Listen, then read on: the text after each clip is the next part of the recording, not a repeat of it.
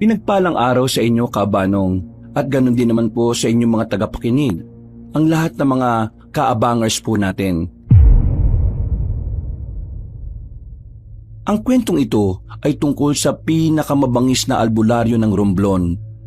Ang albularyo na masasabi kong kinatatakutan talaga ng mga aswang noon. Siya si Densyo, ang aking lolo sa side ng mama ko.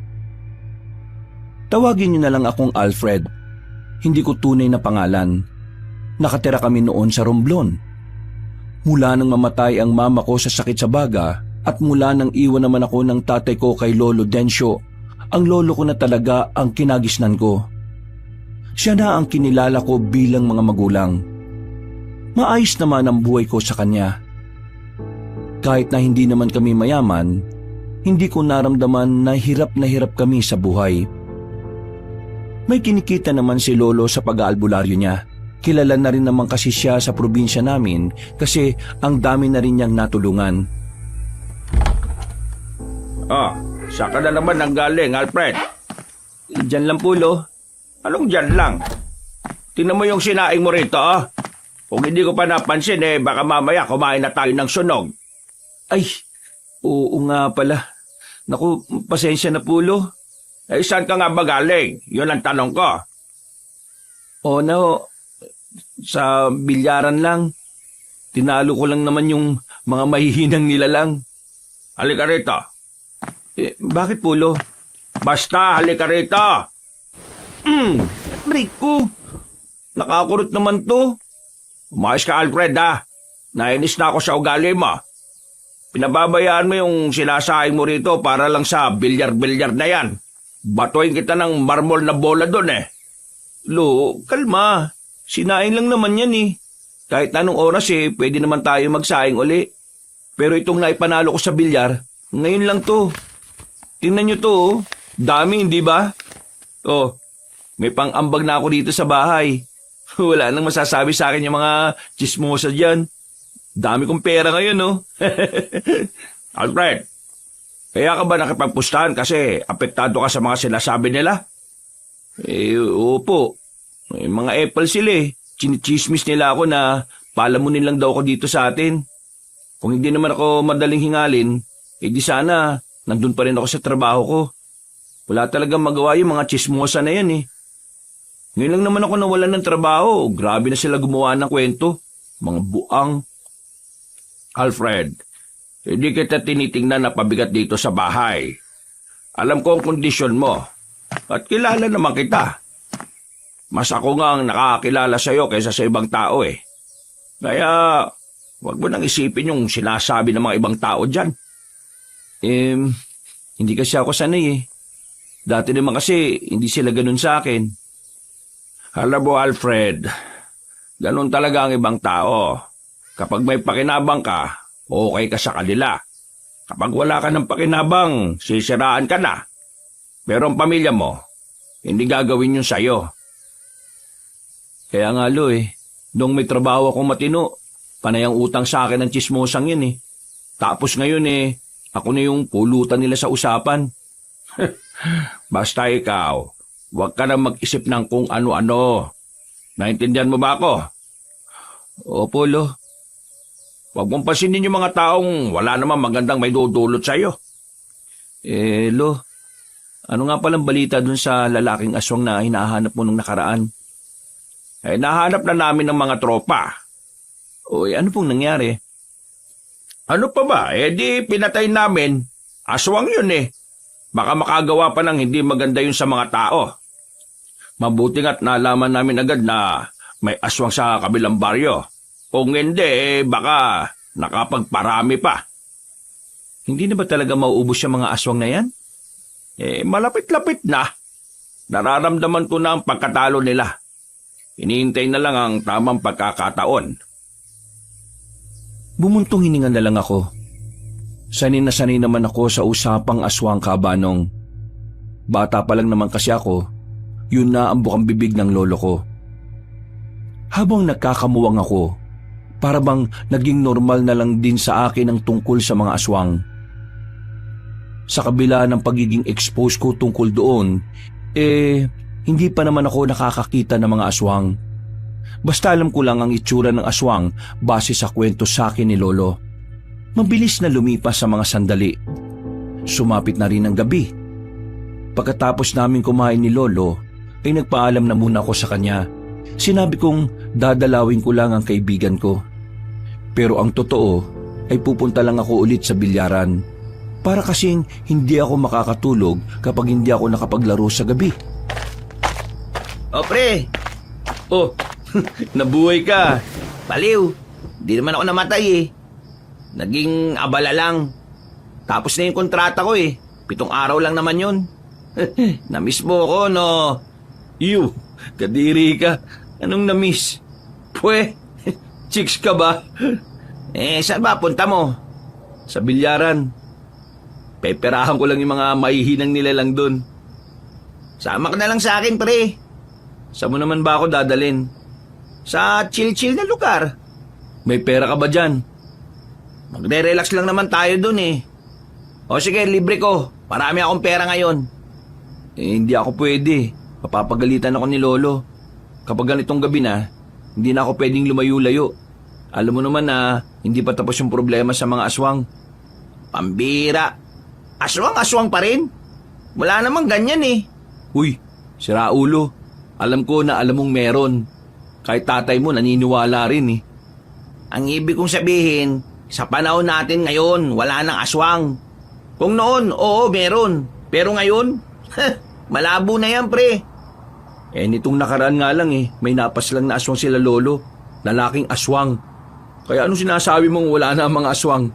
Palibasa, puro pambababae yung ginagawa mo eh. Nagtatrabaho ka siguro ng ilang araw para lang may pambabae ka eh, no? Galing mo ah. Paano mo nalaman yon? Bata pa lang tayo, kilala na kita eh. Diyos ko, baka nga yung pose kapag nilagyan ng palda baby ride mo rin eh. Uy, grabe ka naman sa akin. Hindi naman ako ganyang kahayok, no?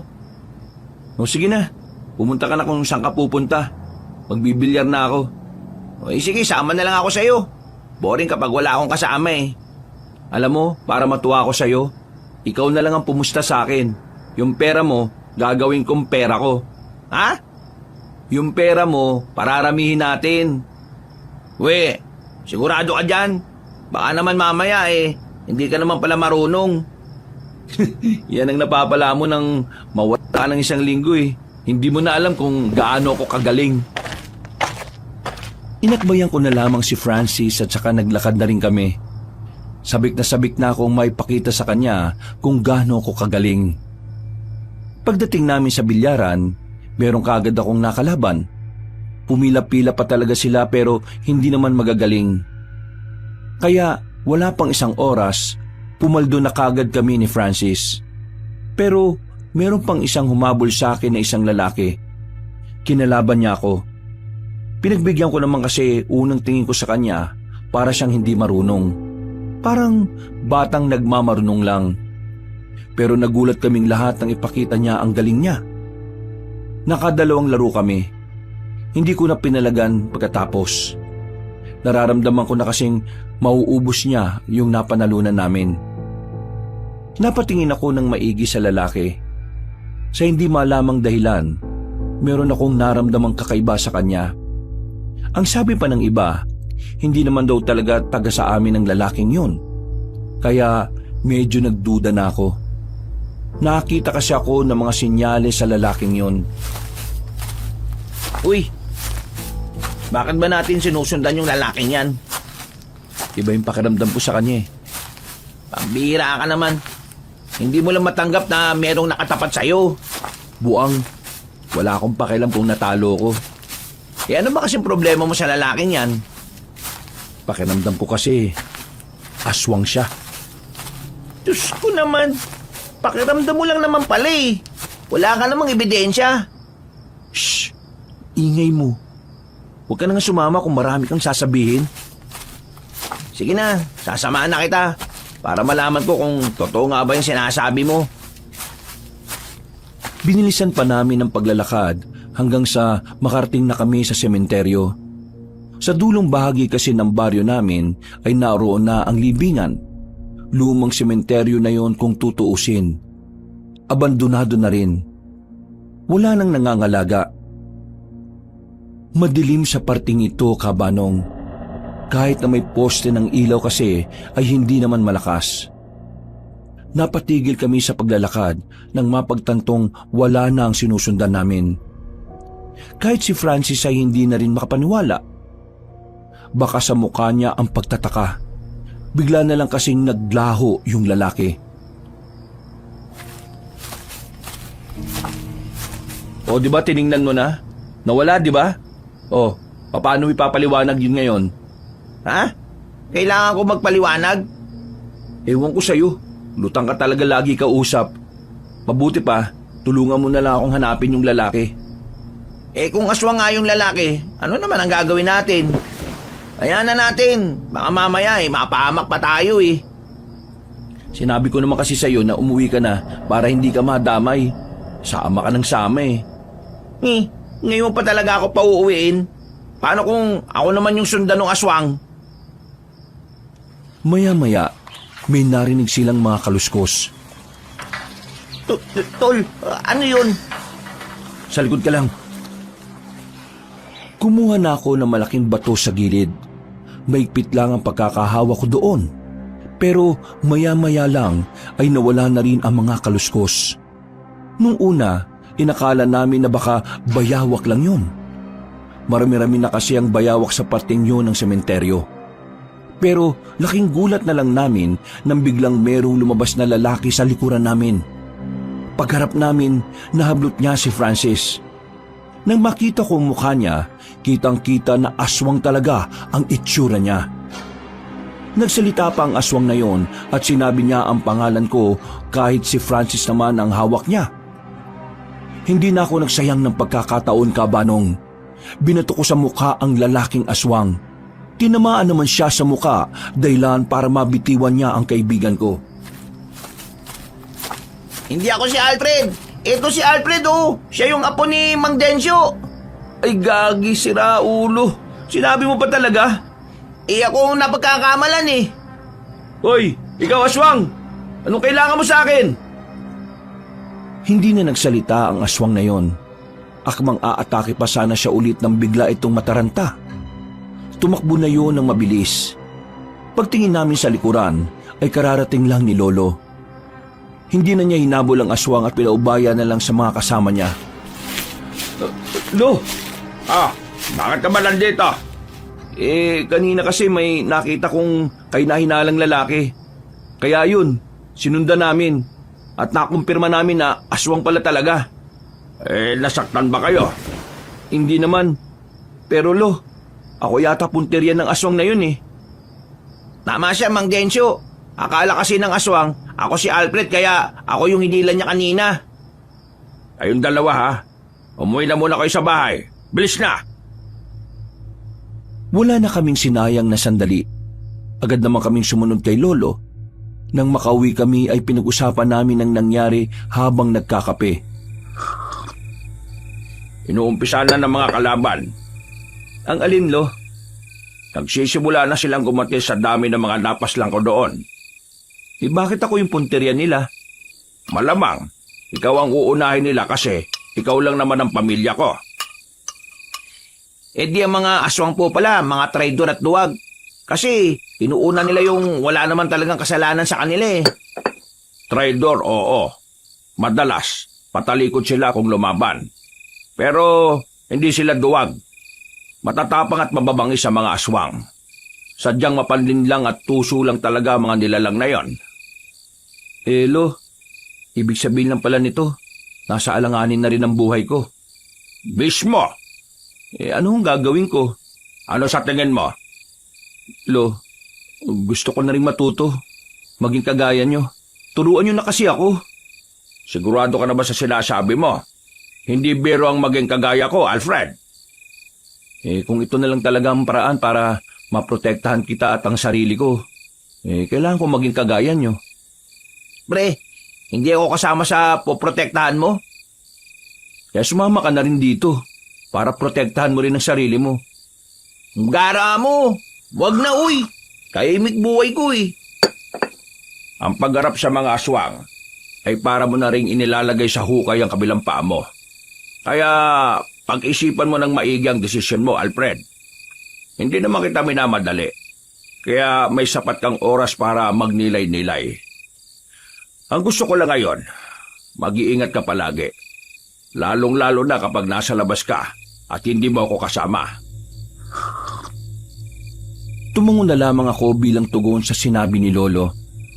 Maya-maya lang din ay pinauwi na namin si Francis. Gusto pa nga sanang magpahatid pero hindi na ako pumayag. Tinamad na rin kasi ako maglakad. At matapos din ang nangyari, nakaramdam na rin ako ng takot. Makalipas pa ang ilang araw, wala naman ang aswang na lumapit sa akin.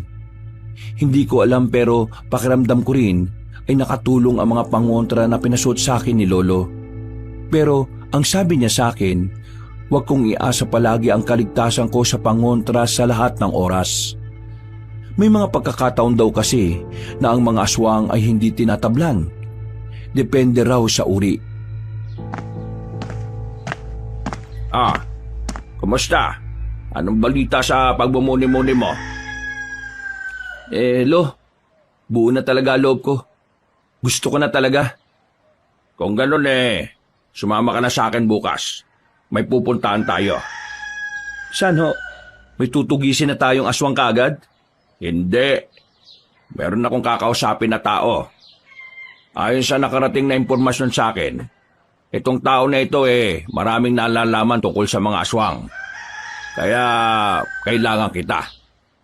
Kung ganun palag ako dyan, Lo. Yun lang naman pala Nung umagang yon, Kabanong, bigla na lang akong nasabik. Pakiramdam ko, masayang makisama kay Lolo. Hindi ko pa naiisip ang mga panganib na maaari naming harapin.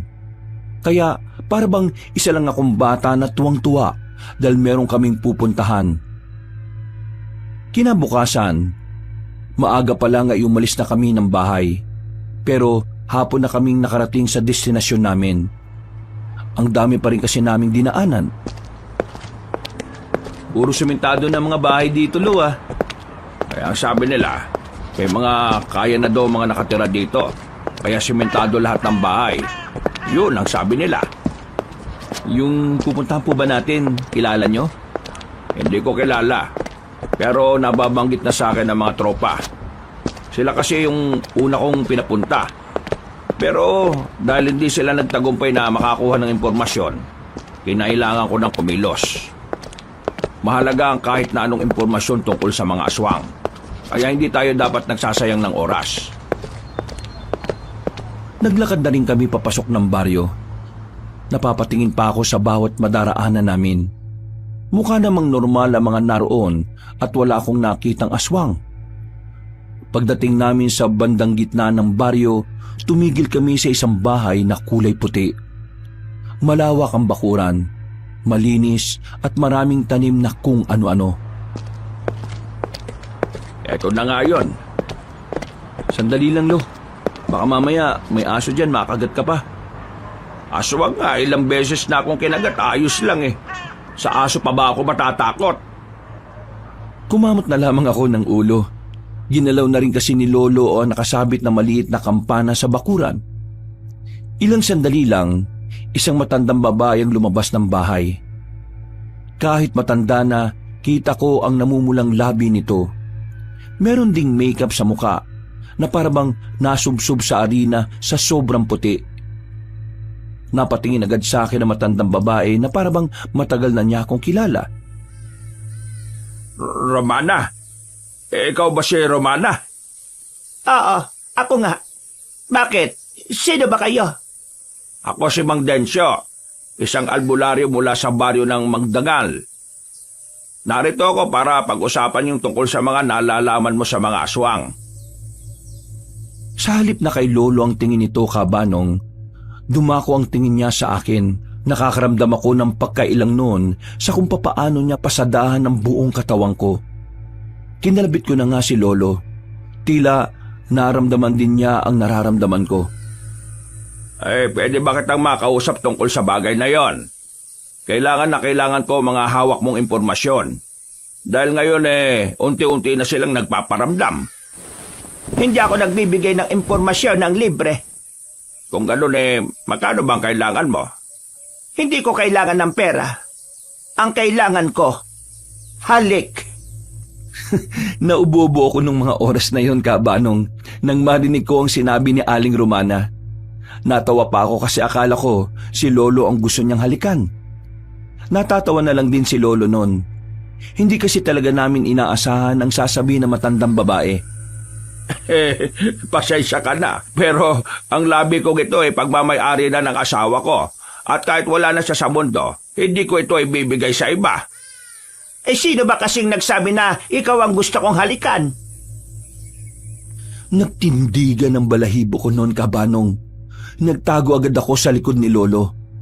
Kinikilabutan ako sa mga sinasabi niya. Nakangiti pa siya sa akin na malakit.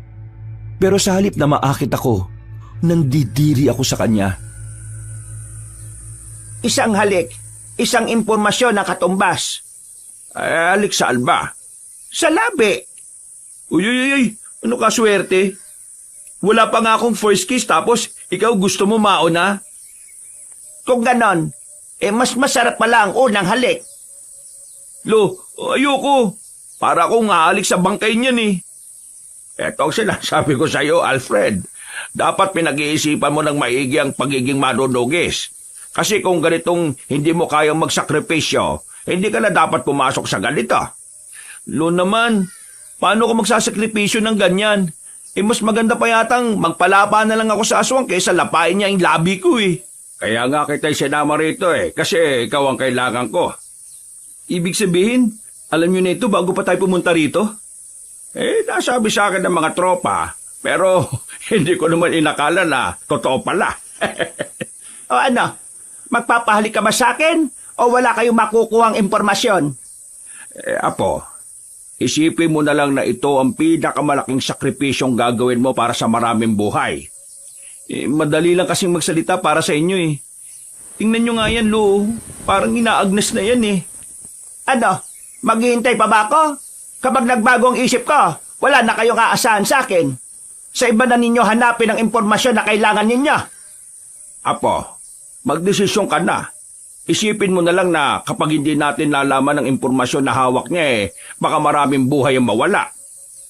Pambihira naman, Lo. Talagang kinokonsensya niyo ako. Sige na, Alfred. Sa'yo nakasalalay ang progreso ng misyon nating dalawa. Gusto mong maging ganap na manunugis kagaya ko dito? Dapat, kaya mong tiisin ang mga ganitong sitwasyon. Huminga na lang ako ng malalim. Tumingin ako sa mukha ni Aling Romana. Noong mga sandaling yon, pakiramdam ko ay hahalik ako sa kamatayan. Nakanguso pa ang labi niya kahit na hindi pa naman ako pumapayag. Naiisip ko pa lang na maglalapat ang labi namin na matandang yon para na akong nasusuka. Pero naiisip ko rin ang mga taong umaasa sa ginagawa naming misyon. Isa pa, bago pa lang ako sa larangan kaya yun ang unang pagkakataon na meron akong may aambag. Napalunok ako ng laway, Kabanong. Pumikit ako sandali at saka nagdasal. Saglit lang at dampi lang. Baka naman laplapin mo pa ako. Maglalapat ang labi nating dalawa ng 10 segundo. Ano? 10 segundo? Pambira naman Ano, papayag ka o aayaw na ako? Naubos na ang pasensya ko. Oo na. Visit na buhay to. 10 segundo lang Apo, isipin mo na lang na humalik ka sa puwet ng kalabaw. Dahan-dahan na akong lumapit sa matandang babae, Kabanong. Parang anumang oras masusuntok ko siya dahil sa tingin niya sa akin. Pero kailangan kong tiisin yon. Kailangan kong isugal ng panandalian ng dangal ko. Hinawakan ni Aling Romana ang magkabilang pisngi ko. Naramdaman ko kaagad ang magaspang at kulubot niyang kamay. Kinilabutan ako, pero inisip ko na lang na gagawin ko yon hindi para sa sarili ko, kundi para sa mas maraming tao na umaasa sa kapayapaan. Pagpikit ko ng mga mata ko, Saka dinikit ni Aling Romana ang kanyang labi sa labi ko. Nagtindigan ang balahibo ko sa buong katawan. Yung 10 segundo na yon, parang sobrang tagal. Nang matapos na ang bilang ni Lolo, tinulak ko kagad si Aling Romana. Walang ya. Kailan ka ba uling nag-toothbrush? Amoy tae ang bibig mo eh. Sus, kunwari ka pa. Gusto mo rin naman. At pwede ba? Huwag ka na ngang maging maarte. Ngayon ka na nga lang nagkaroon ng unang halik nag-iinarte ka pa. Pasalamat ka nga may humalik sa'yo. Ano ho? Pasalamat? Ako magpapasalamat? Kung kasing ganda ka ni Maui Taylor, baka magpasalamat pa ako. Mukha kang ang uugod-ugod na parang pet na kulubot eh. O sige na, tama na yan. Kailangan na namin ng impormasyon na hawak mo. Sige, sumunod kayo sa akin. Kakaiba ang araw na ito. Ang sarap! Makilang ulit akong dumura-dura noong mga sandaling yon, Kabanong. Parang kahit dumura ako ng dumura ay nalalasahan ko pa rin ang labi niya. Pagpasok namin sa bahay niya, ay pinaghandaan niya kami ng mainit na tsaa. Hindi ako uminom kasi baka may pampatulog siyang inilagay doon. Anong nalalaman mo tungkol sa mga aswang? Ang pinuno ng mga aswang ay si Sicario. Sicario? Saan mo naman nalaman ito? Lahat ng sasabihin ko sa inyo ay galing lang din sa mga informant ko. Informant? Hanep. Parang pulis lang ah. Si Sicario ang pinuno. Marami din siyang galamay. Ayon sa mga tao ko, si Sicario mismo ang gumagala-gala para makapaghanap ng baryo na masasakop. Pero meron siyang kanang kamay. Hindi ko alam kung babae o lalaki. Pero ang sabi nila, itong kanang kamay niya, yun na nag-aasikaso ng lahat. Kasama na roon ang paghahanap sa'yo, Densyo. Ibig sabihin uunahin pala talaga nila ako? Oo, uunahin ka naman talaga nila kasi ikaw ang pinakakilalang albularyo dito sa Romblon. Wala ba talaga kayong ideya kung sino o ano man lang yung itsura nung kanang kamay? Kung meron lang di kanina ko pa sinabi. Ano pa yung mga nalalaman mo? Alam ko rin kung saan ang isa nilang kampo. Kampo ng mga aswang? Oo, pero itong natuklasan ng mga tao ko, hindi pa yon ang pinagkukutaan nila. Marami silang lugar, pero yun lang ang nag-iisang nalaman namin. Sabihin mo, saan matatagpuan yung lugar na yon? Ibibigay ko sa iyo mamaya ang address kung saan makikita ang lugar. Pero may kailangan ka pang malaman, Densyo. Kailangang malaman? Ano yon? Kaya kanila gustong patayin ay dahil gusto nilang malaman kung nasaan ang itim na itlog. Itim na itlog? May ganun ba? Ang itim na itlog ay ang galing sa isang itim na sigbin. Ang itim na sigbin ay bibihira lang at pinaniniwalaang ang itlog ng itim na sigbin ay nakakapagbigay ng kakaibang lakas sa kung sino man ang kakain ng itim na itlog. Hindi lang pampalakas ng katawan nila ang itim na itlog. Sinasabi mo bang kulang pa ang kaalaman ko tungkol sa bagay na yon? Ang itim na itlog ay mabisa rin para makagawa ng mga makabago at mas mababangis na aswang. Ibig sabihin, balak din nilang gumawa ng hukbo ng marami at mas malalakas na aswang? Nakuha mo, baby! Huwag mo nga akong tawagin ng ganyan. Kadiri! Ang problema, hindi ko rin naman alam kung nasaan ang itim na itlog. Alam mo ba kung nasaan? Hindi ko rin alam. Kaya nga dapat maunahan ninyo ang mga aswang na mahanap yon. Dahil kapag yon ay napunta sa kanilang kamay, mas mahihirapan na kayong manalo sa haharapin nyong laban. Nakita kong bumuntong hininga na lang din si Lolo. Sa buong buhay ko, yun ang unang beses na nakita ko siyang parang kinakabahan. Kadalasan kasi, nagagawa niya pang magyabang kapag meron silang kailangang paslangin na aswang. Marami pa silang napag-usapan ni Aling Romana pero hindi naman na ganoon kaimportante. Kaya mga ilang sandali lang ay natapos na rin sila. Bumuntong hininga na lang ako dahil tumitingin-tingin pa rin sa akin ang matandang babae. Kinikilabutan talaga ako kapag naalala ko ang bagay na yon. Magaling ang ginawa mo kanina, ha? Kung hindi dahil sa'yo, hindi natin malalaman kung ano ang tunay na pakay ng mga aswang.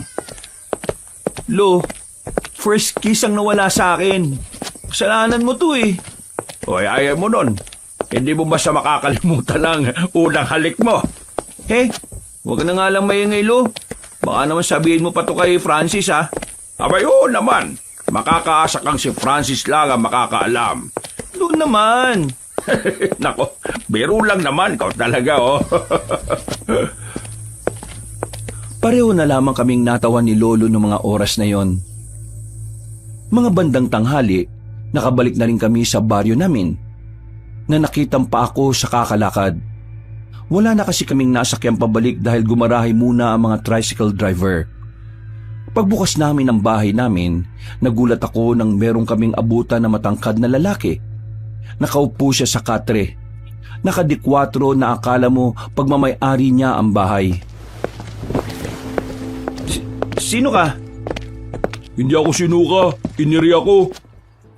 Lo, sino naman to? Si Dabong, ang isa sa mga pinagkakatiwalaan ko sa samahan. Akala ko ba ako ang kanang kamay mo? Joe! Yap, yo! Ako ang kanang kamay ni Mang Densyo. Kung gusto mo, ikaw na lang ang kaliwang paa. Lo, palabasin mo na nga to. Dabong, paano ka nakapasok dito nakakandado naman tong harapan? Nakabukas naman yung bintana nyo sa likuran. Hindi mo sinara? Nakalimutan ko, Lo eh. Ay, ano bang kailangan mo? Meron lang naman akong mahalagang balita. Mahalagang balita? Oo, sobrang halaga. Mas mahalaga pa sa apo mo. Hoy, umayos ka sa pananalita mo ha. Kahit mas matangkad ka sa akin, kaya kitang balyahin. Oh, kalma ka lang. Ayaw kong manakit ngayon eh. Ano ba yung magandang balita na sinasabi mo? May mga napas lang kaming aswang sa kabilang nayon. Napas lang na namin yung pinapahabol mo sa akin. Ay mabuti na bang kung ganon? Alfred, yun yung aswang na umatake sa inyo ni Francis. Patay na. Dapat ka magpasalamat sa akin kasi pinangunahan ko yun. Ha?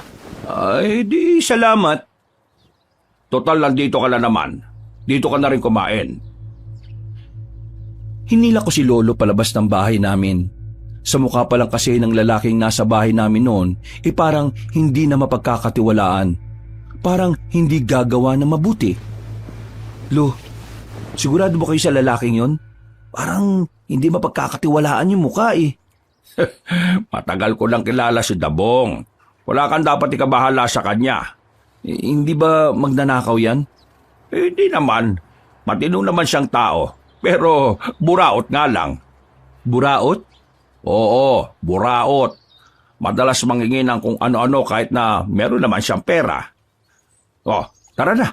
Maganda na tayo ng makakain. Napailing na lang ako nung sandaling yun, Kabanong. Kahit na hindi ako komportable na merong ibang tao sa bahay, kailangan kong tiisin yun dahil bisita yun ni Lolo. Pero hindi ko maiwasang hindi mainggit. Parang mas pinagkakatiwalaan pa kasi siya ni Lolo kaysa sa akin. Kaya mula nung araw na yon, tinaga ko sa isipan ko na magiging magaling din ako kagaya nila. Isang linggo ang nakalipas, wala akong ibang ginawa kundi ang magsanay at mag-aral tungkol sa mga ginagawa ng isang manunugis. Nabibigla na nga lang din si Lolo na marami na rin akong nalalaman. Aalis kayo ba maya ni Dabong ha? Sasama ka sa kanya. Ho? Bakit naman ako sasama sa kanya? Kailangan mo siyang samahan kasi mabibigat ang kukunin ninyo. Kaya niya na yun. Mga itak ang kukunin niya. Hindi niya kakayanin kung 2 sakong bitbit niya tapos matatalim pang nasa loob. Kung kayanin man niya, ay baka abutin siya ng siyam-siyam. Laking tao naman nun eh. Bakit ba ayaw mo sa kanya? Hindi ko talaga sa trip na nandito siya eh. Sos, nagsiselos ka ba na siya ang kanang kamay ko? Yang sabi niyo kasi sa akin, ako ang kanang kamay niyo. Tapos, meron ka na palang kanang kamay. mas maalam si Dabong kaysa sa'yo. Dahil noon pa man manunugis na siya. At ang mga taong maraming kaalaman ang mas nagiging epektibo. Hindi pala ako epektibo. Hindi naman sa ganon. Ang sinasabi ko lang, marami-rami ka pang aaralin. Huwag kayong mag-alala, Lo. Papatunayan ko sa inyo na pwede mo rin akong maging kanang kamay. Masama ang loob ko nung oras na yon. Kaya bago pa humaba ang usapan, naisipan ko na lang na umalis. Pinuntahan ko na lang ang kaibigan kong si Francis. Wala rin naman kasi akong ganang magbilyar nung oras na yon. Anong sinabi mo? Hindi ka na paborito ng lolo mo? Para ka naman bata na nagmamaktol, pre. Anong parang batang nagmamaktol? Nakakainis kasi. Bigla-bigla na lang dumating yun sa buhay namin. Parang nasasapawan tuloy ako. Anong nasaasapawan? Magaling talaga siguro yun kaya hindi ka magawang pagkatiwalaan ng lolo mo. Huy, kaibigan ba talaga kita o hindi? Bakit parang hindi mo naman ako kinakampihan? Hindi naman kasi kalaban yung Dabong eh. Kakampi nyo siya. Pride mo lang talaga yung kalaban mo. Hindi mo matanggap na may mas magaling sa'yo. Hindi mo matanggap na mas sumahanga ang lolo mo ron kaysa sa'yo. Pero pre sa halip na tinuturing mo siyang kakompetensya, ituring mo siyang kakampi. Kasi wala kayong matatapos sa trabaho kung kalaban ang tingin mo sa kanya na dapat kaibigan. Ay nako, ewan ko sa'yo. Basta, hindi lang talaga siguro ako sanay na merong ibang napapansin ng lolo ko. Bumuntong hininga na lamang ako. Naiintindihan ko naman ang punto ni Francis. Totoo naman ang mga sinabi niya. Pero sadyang mahirap lang talaga sigurong tanggapin ang katotohanang hindi sa lahat ng oras ay tayo ang magaling. Matapos namin mag-usap ni Francis, kahit na papaano ay nalinawan ako. Naging kalmado na rin ang utak ko. Bandang hapon naman, dumating si Dabong. Sa labas pa lang, nakikita ko na kagad ang nakakairita niyang mukha. Oh, Alfred! Magsapatos ka na, aalis na tayo. Bakit kailangan magsapatos? Ikaw nga nakatsinelas lang. Magsapatos ka para mukha kang lihito mong runner. Tatakbo kapag nagkagulo. Lo, pagsabihan mo nga to. Ay, haba na yan. Ang mabuti pa umalis na kayo. Kailangan na mamayang gabi ang mga itak para maibigay na sa iba natin mga kasama. Di tara na. Baka mamaya abutan pa tayo ng ulan. Bumuntong hininga na lang ako ng mga sandaling yon. Hindi ko na lang pinansin ang mga sinabi niya. Nang makasakay na kami ay tumingin na lang ako sa malayo kahit na daldal siya ng daldal. Halos 1 oras din ang biyahe namin. Hindi naman sobrang layo pero bumagal lang kami dahil sa malulubak naming nadaraanan. Oh, nandito na tayo. Anong lugar to? Baryo to ng San Isidro. Dito talaga kinukuha yung mga dekalidad na mga itak. Akala ko ba sa bayan? Bayan? Baryong natatandaan kong sinabi ni Mang Densyo. Bungol ka talaga. Ay naku, dami pang satsat. Tara na nga. Nauna na akong naglakad papasok sa baryong yon. Pero bigla ko na lang nakabanggaan ng isang babae. Muntikan pa siyang matumba. Pero buti na lang ay nasalo siya kagad ni Dabong. Ayos ka lang ba, miss? Pasensya ka na sa kasama ko, Kasi hindi gumagana yata yung mata niya Ayos lang ako. Kasalanan ko rin naman kasi hindi ako tumitingin sa dinaraanan ko. Buti na lang alam mo. Pasensya na talaga Hindi mo kailangang humingi ng pasensya, miss. Kasalanan yun ng kasama ko dahil siya ang... Hoy, huwag kang pasikat. Nakakita ka lang ng babae, nagiging makata ka na. Makata naman talaga ako Makata ang puso ko sa mga kababaihan na kagaya niya. Kung ikaw, hindi ko kagaya, marahil ay isa kang taksil na. Huwag na kayo mag-away. Magkapatid kayo. Dapat magmahalan kayo. Ha? Sa mukha niyang yan, iisipin mo magkapatid kami? Ikaw yata bulag, miss Hindi ba kayo magkapatid? Malabong magkaroon ako ng kapatid na mahina, no? Kung kanina ka pa umalis, miss, di sana tapos na usapan. Huwag mo siyang intindihin, Binibini. Akong tingnan mo. Nais kong malaman ang iyong pangalan. Ano ang pangalan ng isang kagaya mo? Rizal? Rizal ang pangalan ko. Dabong naman ang aking pangalan. Isang pangalan na nagmula sa pinakamabangis na mandirigma ng norte. Bida-bida, mayabang, papansin. O sige na, aalis na ako. Pasensya na ulit kung hindi ako nakatingin kasalanan ko. Teka, sandali. Bakit? Maaari mo bang ituro sa amin kung saan ang bahay ni Mang Tokek? Hindi ko siya kilala Bago lang din kasi ako dito sa baryong to. Ganun ba, Binibini? Walang problema. Ako na ang bahala. Ngumiti na sa amin ang malapad ang babae. Aminado kong maganda talaga siya. Maputi, makinis ang balat. Parang hindi man lang tinatabla ng tigyawat ang muka. Nang maglakad na yun papalayo, napansin naman namin ang magandang hubog ng katawan nun. Parang asong naglalaway naman si Dabong habang pinagmamasdan ng babae na papalayo. Hindi pa siya matatauhan kung hindi ko tatapikin ng malakas sa balikat. Uy, kung makatapi ka naman sa balikat ko, parang close tayong dalawa.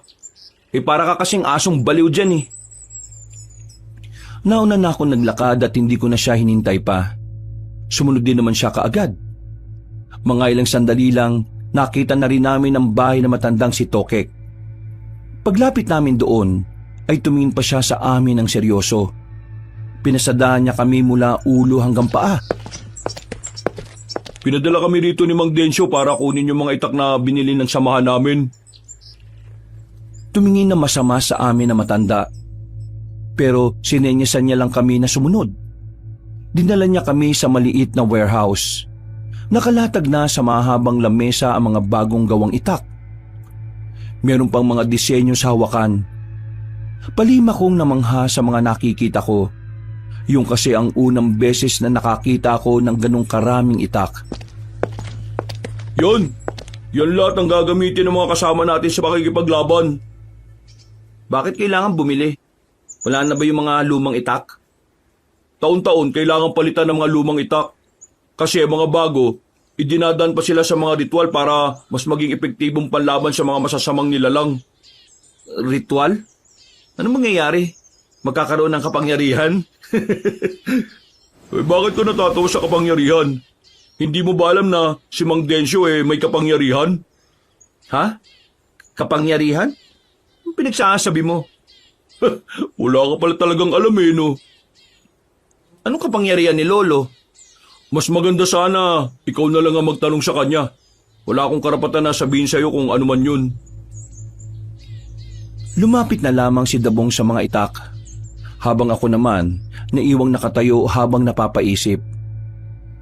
Nung oras na yon, pakiramdam ko naman ay nagsasabi ng totoo si Dabong tungkol sa kapangyarihan ni Lolo. Unang beses ko lang kasing nakitang mukha niya na seryoso. Parang yun din ang unang pagkakataon na may nasabi siyang matino. Matapos naming usisain ang mga itak, ay agad na rin naming binalot isa-isa ng tela. Inilagay namin sa mga sako.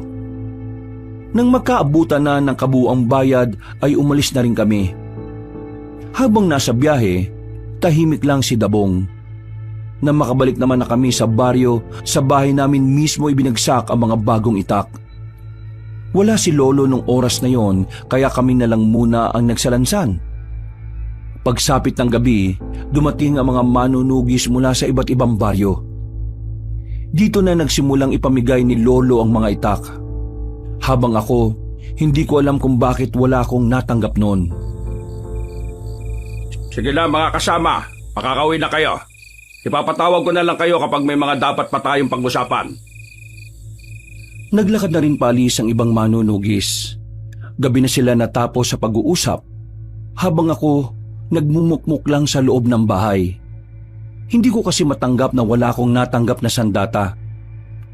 Halos lahat meron, pero ako, hindi man lang ako naalala ni Lolo.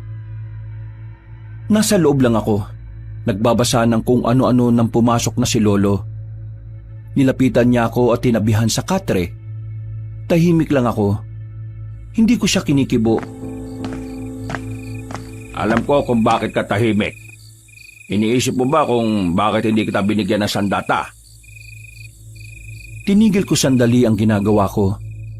Tumingin ako sa kanya ng seryoso. Napansin ko na medyo natatawa siya, kaya mas lalo kong nainis. Tumayo ako sa harapan niya at binitiwan ng libro. Anong nakakatawa, Lo? Napapansin ko, parang wala ka naman pakialam sa akin eh. Ginagawa ko makakaya ko para maging kagaya nyo. Pero ngayon, pinagmumukha nyo akong tanga. Hintay ako ng hintay, pero wala naman pala ako napala. Naiintindihan kita. Pero bago ka magalit sa akin, sumunod ka muna sa akin. Oh, saan naman tayo pupunta? Basta, sumunod ka sa akin para maintindihan mo kung bakit hindi kita binigyan ng sandata kanina. Dahil sa kuryosidad, sinundan ko na lang si Lolo. Naglakad kami noon patungo sa dulo ng baryo kung saan naroon ang abandonadong sementeryo. Habang nadadaanan namin ang mga lumang puntod at nicho, hindi ko maiwasang hindi mawirduhan kay Lolo. Hindi kasi siya nagsasalita. Tahimik lang habang nakatingin sa dinaraanan namin. At parang hindi niya rin ako naririnig. Ilang sandali pa, tumigil na kami sa harapan ng isang malaking puntod. Naunang naglakad si Lolo patungo sa likuran nun. Ako naman ay nakatigil lang. Lo, anong gagawin niyo dyan? Sumama ka na lang kung gusto mong malaman. Papasok ka sa nichong yan? Ano bang meron sa likod niyan? Ang kulit mo. Sumama ka na nga lang. Napapailing na lang ako. Kahit na nahihiwagaan na ako noong mga oras na yon, ay sinundan ko na lang din siya. Pagtingin ko sa likuran ng nicho, may nakita akong maliit na pinto doon. Hindi ko inakala na meron palang daan doon pababa. Namangha ako, kasi sa mga pelikula ko lang nakikita mga ganon. Pagbaba namin doon, may sinindihan lang si Lolo na malaking gasera. Bumungad sa akin ang tila isang kwarto na maraming nakasabit na sandata sa mga pader. Naroon din ang ibang kasuotan na parang ginamit pa ng mga sinaunang Pilipino. Hindi ko inakala na may ganito ka palang tinatago, Lo. Mula pagkabata ko, wala kang nasabi na ganito ah. Marami akong hindi sinasabi sa iyo noon dahil wala ka pa sa tamang edad. Bakit ngayon? Kaya niyo ba to sinasabi sa akin kasi tingin niyo nasa tamang edad na ako? Hindi. Sinasabi ko ito sa iyo kasi alam kong handa ka na. Ano po yung mga yan? Parang panahon pa ng Kastila yung mga kasuotan na yan eh. Etong isa, yan ang huling suot ng unang manunugis dito sa Romblon. Kinuha yung kasuotan na yan nang maagnas na siya sa ilalim ng lupa. Ito namang tatlo, yan ang damit ng tatlong alalay niya. Ang tatlong alalay niya na hindi siya iniwan hanggang sa kamatayan. Ganun ba? Ano naman meron at bakit niyo ako dinala rito? Kasi, ibibigay ko sa iyo ang karapat-dapat na sandata para sa iyo. Eto, isang katana. Teka, bakit putol yan? Hindi yan putol. Tingnan mo itong bandang gitna. Mula rito sa dulo hanggang dito sa gitna. Yan lang ang talim niyan. Mula gitna pababa. Hindi na yan kasama. Itong dalawa ay ipinagdurugtong ng tornilyo. Kakaiba pala yan ah. Ito ang ginagamit ko noon. Alam kong kaya mong gamitin ito dahil bukal ang puso mo. Bakit hindi na yan yung ginagamit nyo? Dahil hindi na ako kinikilala na katanang yan bilang amo niya. Ho? Nangingilala to? Ano to, may buhay? Bakit? Akala mo ba bibigyan kita ng katana na pangkaraniwan? Malakas yan. Hindi yan basta-basta. May buhay. Parang tao rin. Teka Lo, windang ako eh. Sige, ano pa yung sasabihin nyo? Kaya hindi ko na yan nagagamit dahil sa nangyari noon. Isang malakas na aswang ang nakalabang ko noong araw. Binata pa ako. muntikan na ako mamatay. Pero may isang elemento ang nagligtas sa akin. Isang demonyo. Dahil iniligtas niya ako, parang naging utang ko ang buhay ko sa kanya. Bilang kabayaran, para makaalis siya sa pagkakakulong sa isang matandang puno, pumasok siya sa katawan ko. Ano ho? Ibig sabihin, may demonyo sa katawan nyo? Oo, pero ang demonyong nasa loob ng katawan ko ay hindi naman masama. Ano? Teka. Nalalabuan ako eh. Demonyong hindi masama? Ano yun? Meron ba nun? Ibig kong sabihin, dati siyang anghel na naging demonyo dahil sa sumpa ng mga bathala. Ang demonyong nasa loob ko ay parang naging gabay ko na rin sa paglipas ng panahon. Ilang beses na akong naghingalo, pero ilang beses din akong nabuhay. Lahat ng iyon dahil sa kanya. Para ka palang immortal eh, no? Ayos naman pala yan, Lo. Pero meron din naman itong masamang epekto. Nako naman. Ano naman yun? Kung minsan, nararamdaman ko na lang na parang may mga gusto kong gawin. Mga bagay na hindi magagawa ng isang normal na tao. Kagaya na lang ng pumatay. Akala ko ba dating anghel yung demonyo na nasa katawan nyo? Oo, pero dahil naging demonyo na siya, mas lamang ang kasamaan sa kanya. Mabuti na lang sa paglipas ng mga panahon, nagagawa ko na ring pagharian ng sarili kong katawan. Minsan, nararamdaman ko na parang sasakupin niya ang katawan ko. Pero nagagawa ko rin naman kagad ng paraan para hindi niya ako makontrol. Malaki rin naman ang naitutulong niya sa akin. Ang kapangyarihan niya ang nagagamit ko kapag may mga nakakalaban akong bigating aswang. Lo, sigurado ba kayong ayos lang kayo? Nag-aalala kasi ako para sa inyo eh.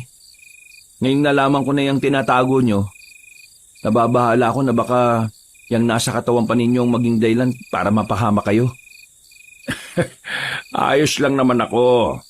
Matagal ko naman ng kontrolado ang sarili kong katawan, kaya wala kang dapat ikabahala. Kailan ba mawawala yung demonyong yan sa loob ng katawan nyo?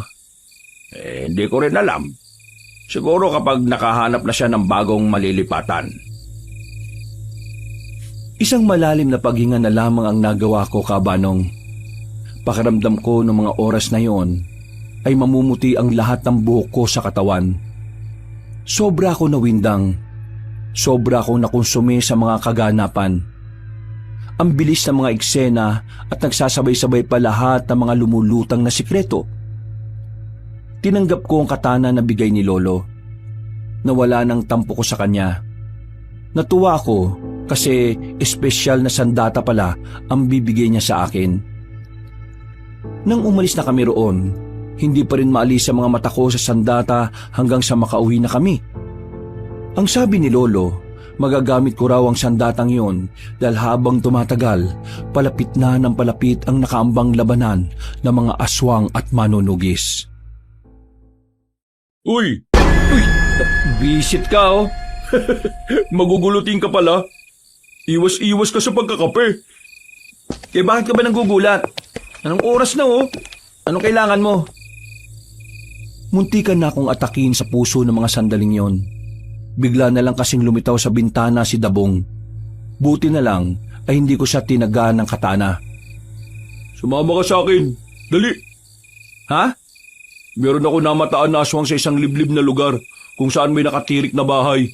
Sumama ka para masubukan natin lahat ng ininsayo mo at para masubukan natin yung katana mo. Ayoko. Wala naman sinabi si Lolo sa akin na pwede akong... Sige na, Alfred. Sumama ka na. Napakamot na lang ako sa ulo nang biglang nagising pala si Lolo. Pumayag siya sa gusto ni Dabong. Kahit na kinakabahan, sumama ako sa kanya. Dala ko ang katana. Magkahalong pagkasabik at pangamba ang nararamdaman ko. Kahit kasi nag-iinsayo at nag-aral na ako ng ilang araw, hindi ko rin pwedeng ikaila na iba rin talaga kapag marami ng karanasan. Ganyan na ganyan din ang pakiramdam ko nung unang beses akong isinama ni Mang Densyo. Kinakabahan. Pero kapag nasa labanan ka na, mawawala rin yan. Sabihin mo nga sa akin, anong klase makipaglaban si Lolo? Baka kapag nakita mo, humanga ka lalo. Kahit na may edad na lolo mo, sobrang galing, sobrang bilis. Dahil nga sa kapangyarihan na meron sa katawan niya. Hindi siya magawang tamaan ng mga aswang eh. Maliban na lang kapag malakas din yung kalaban niya. Gusto ko rin maging kagaya ni Lolo. Bukod sa gusto mong maging kagaya niya, may mas malalim ka bang dahilan? Kaya mo ginustong maging manunugis? Hindi ko alam. Basta sa ngayon, gusto ko maging kagaya niya.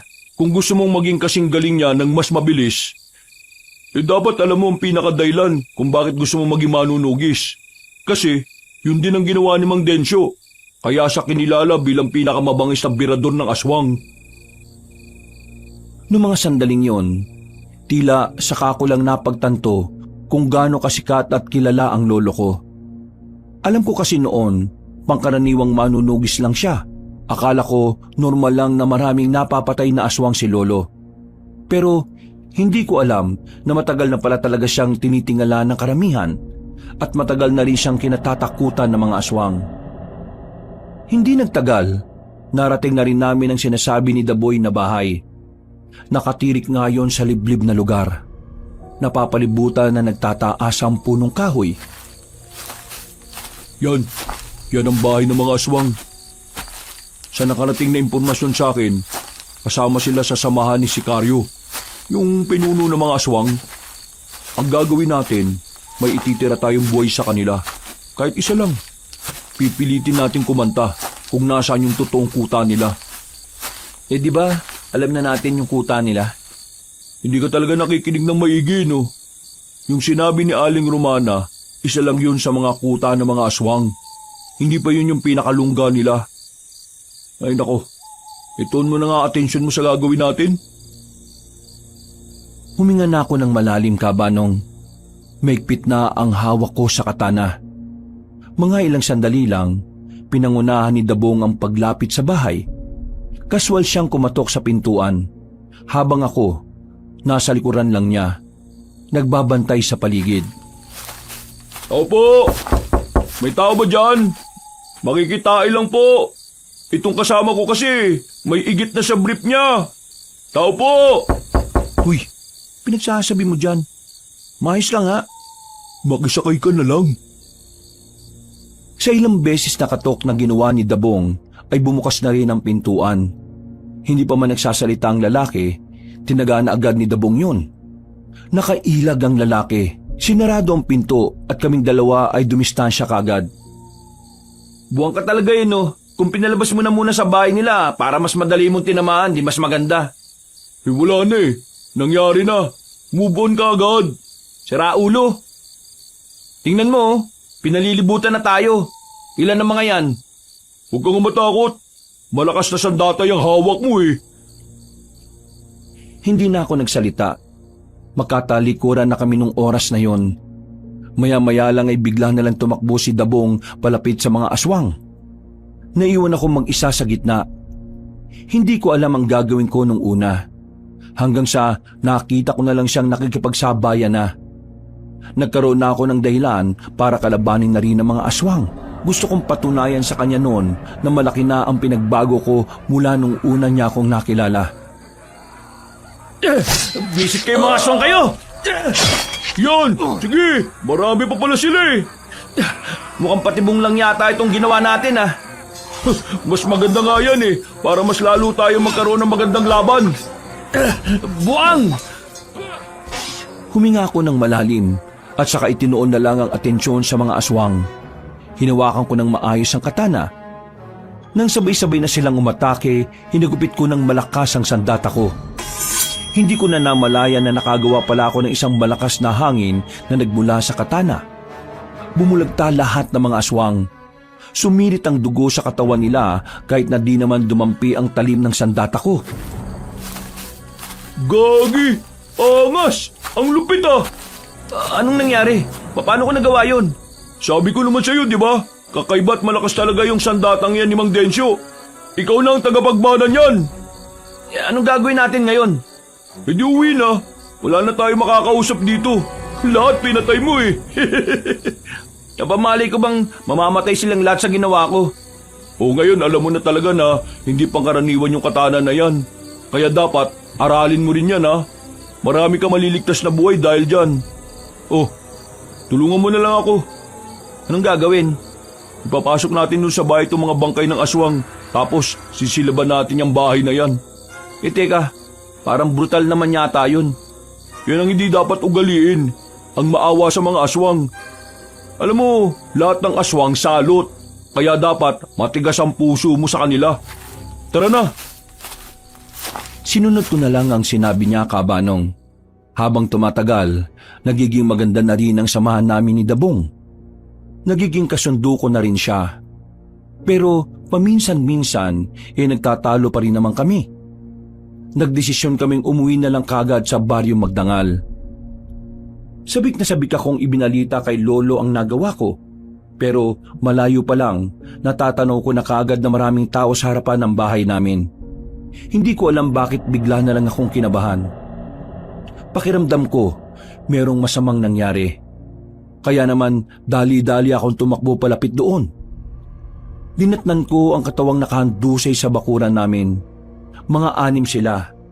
At nang tingnan ko mga muka, doon ko na napagtanto na mga aswang pala yun. Dali-dali akong pumasok sa loob ng bahay. Inabutan ko si Lolo na nilalagyan na ng benda ang kamay niya. Lo, anong nangyari? Ayun, may mga nagtangka sa buhay ko. Kaso, hindi nila alam na hindi nila ako kaya. Wala to, nasugatan lang ako ng kaunti. Ikaw lang mag-isa laban sa mga salot na yon? Bakit? Hindi ka makapaniwala. Huwag ka mag-alala. Ipapakita ko rin sa iyo sa susunod kung paano ako makipaglaban. Mang Densyo, sino maglilinis sa mga kalat mo sa labas? Tinawag ko na yung mga tropa. Hahakutin nila yung mga katawan sa labas at sa gubat na lang nila susunugin. Kayo, kumusta naman pala yung lakad nyo? Wala kaming napakante. Pinatay ni Alfred lahat eh. Isang ganun niya lang oh. Wung! Patay! Hindi ko rin inaasahan na magagawa ko yun. Nagulat din ako, Lo. Kung ganon, magaling ang ginawa mo. Ikaw talaga ang karapat-dapat na gumamit niyan. Ano na mangyayari? Ano nang susunod natin gagawin? Maganda na kayo. Dahil bukas na bukas din, lalarga na tayo para puntahan ang isa sa mga kuta ng mga aswang. Mga ilang sandali lang, dumating na rin ang mga kukuha ng bangkay ng mga aswang. Nakapagpahinga na rin kami ng mga oras na yon. Habang nakasandal ako sa dingding, napatingin na lang ako sa tako sa gilid. Ang tako na palagi kong ginagamit sa bilyar. Mula kasi na maging manunugis na ako, hindi na ako nakakapaglaro. Para kasing wala na akong ibang iniisip kundi ang mga aswang. Kinabukasan ng umaga, inutusan ako ni Lolo na mamili ng mga prutas na pwedeng ibaon sa paglusob namin. Habang nasa palengke ako, hindi ko inaasahan ang babaeng nakita namin sa isang baryo, si Rosal. Hindi ko alam kung ano ang ginagawa niya sa baryo namin. Basta nakita ko na lang na meron siyang daladala na kung ano. Hindi ko na sana papansinin pero bigla niya akong hinarang. Uy, di ba ikaw yung kasama ni Dabong? Ano naman? Dito ka ba nakatira? Oo, bakit? Dito rin ako nakatira eh. Akala ko doon ka nakatira sa baryo kung saan ka namin nakita. Lumipat na kasi ako dito. Saan ka pala pupunta? Wala ka na ron. Ang sungit mo naman. Huwag mo akong kausapin, hindi kita kilala. Hindi ba pwedeng maging magkaibigan tayo? Nagulat na lang ako nang bigla niya akong hawakan sa dibdib. Napatingin ako sa mga mata niya.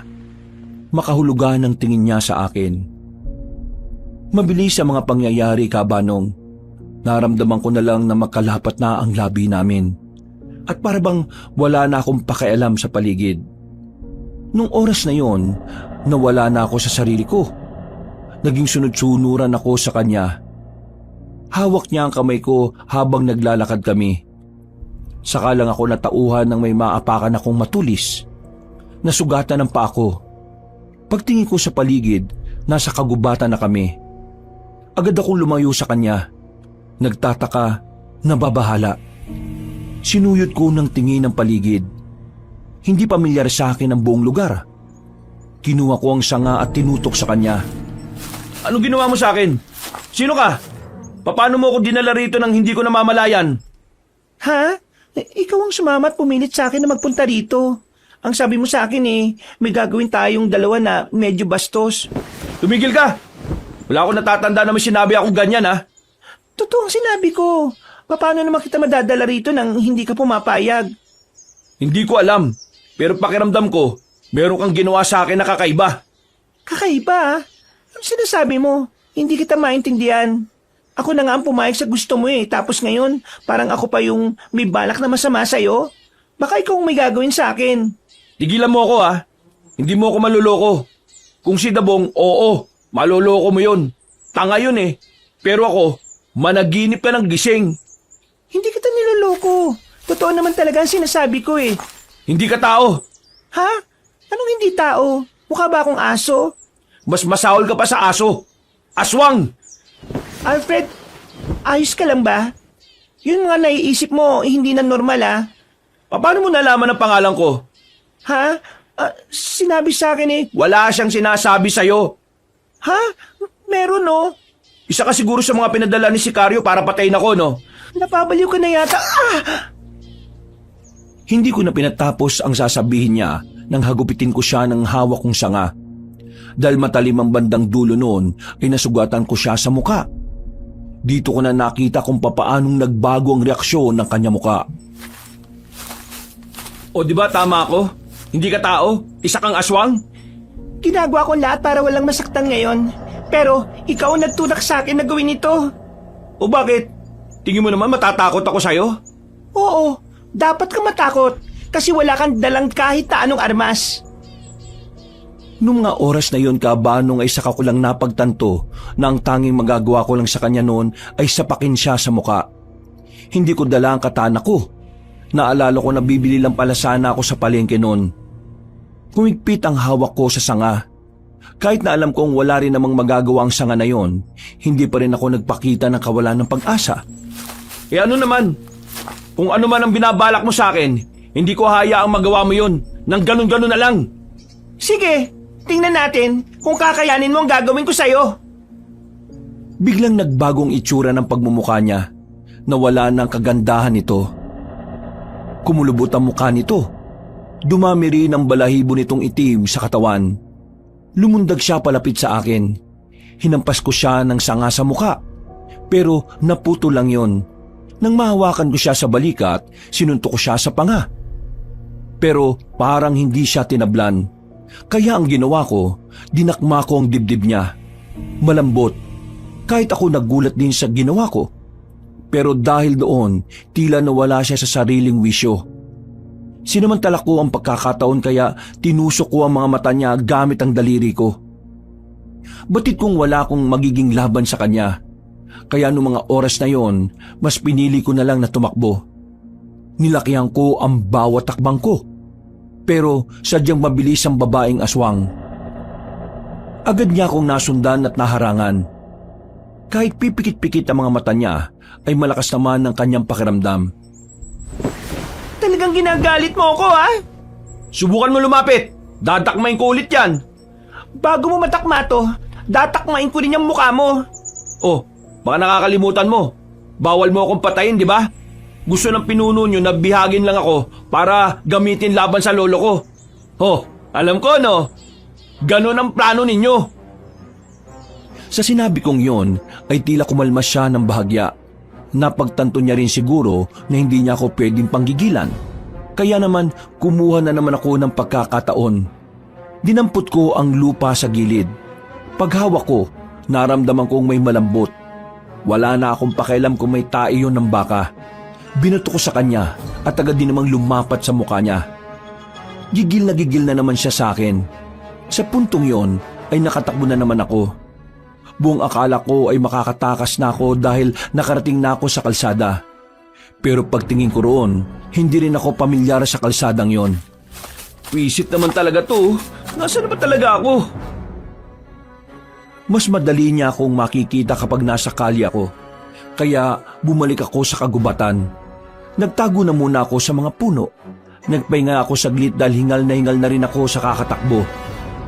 Hindi nagtagal, nakita ko na siya ulit. Parang naamoy niya talaga kung nasaan ako. Tumingin ako sa gilid-gilid para maghanap ulit ng pwedeng ipamprotekta sa sarili ko. Ang kaso nga lang, mga tain na naman ng kalabaw ang nakita ko sa gilid. Wala na akong choice. Kailangan kong gamitin yon para makaligtas ako.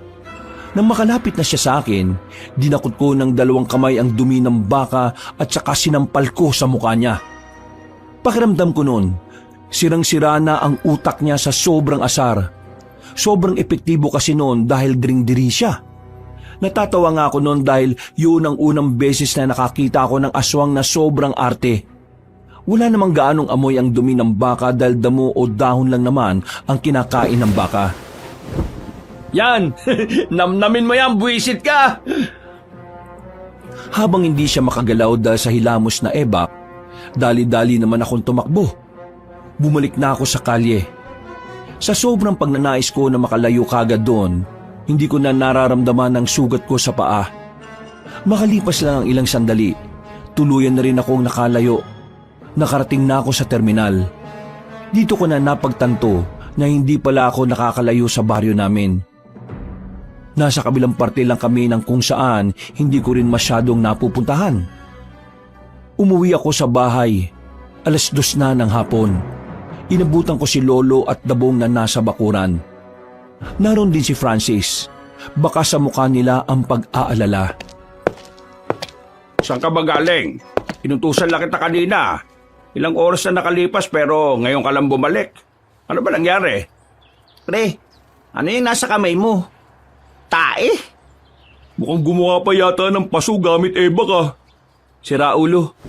Itong nasa kamay ko ang ginamit ko para matakasan ko si Rosal. Siyedong Rosal. Teka, yung Rosal ba na sinasabi mo yung Rosal na nakilala natin dun sa Oo. Yun yung Rosal na minamanyak mo. Visit ka kasi. Bakit ako? Kung di mo na sana kinausap yung babaeng yon, edi sana hindi niya ako nakilala. Uy, ikaw tong nakabangga sa kanya Dapat kasi, nakatingin ka sa dinaraanan mo. Tapos ngayon, sinisisi mo ko. Planado lahat, Alfred. Balak na talaga niya mapanapit sa'yo. Ikaw ang target nila para gamitin laban sa akin. O sige, uwi na ako. Wala akong maintindihan Akala ko ba gusto mong sumali? Teka, sasali ka dito? Sigurado ka ba? Try lang. Tumigil ka. Hindi to laro, no? Buhay mo nakataya dito. Alam ko naman. Pero kaya lang naman ako sasali kasi gusto ko makatulong dito sa baryo natin. Nabalitaan ko kasi na may posibilidad na dumating dito mga aswang. Isipin mo na lang na dumating sila rito tapos ako mangmang. Di, isa lang ako sa walang kwentang mamamayan na pwede nilang lapain. Akalain mo yun. Ikaw naisip mo yun pero si Alfred hindi. Sa sinabing yun ni Francis, ay bigla kong napaisip ka, Banong. Tila ba, mas naintindihan ko na kung bakit kailangan kong labanan ng mga aswang.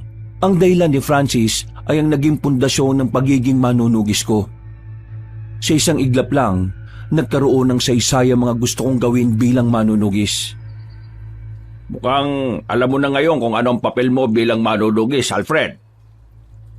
Tumango na lamang ako. Nang maging kalmado na ang kalooban ko, agad akong nagtungo sa dibombang tubig. Binuhusan ko kagad ang kamay ko. Pagkatapos, nagpahinga lang ako saglit. Naghihintay na lang na lumipas sa mga oras.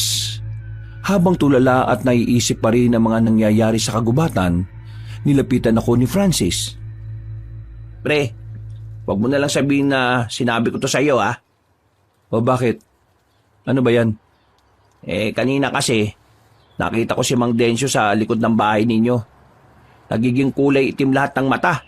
Tapos, nangingitim yung magkabilang kamay niya. Pre, aswang ba si Mang Dencio? Aswang ba lolo mo? Hindi siya aswang. Meron siyang kakaibang kondisyon sa sarili niya.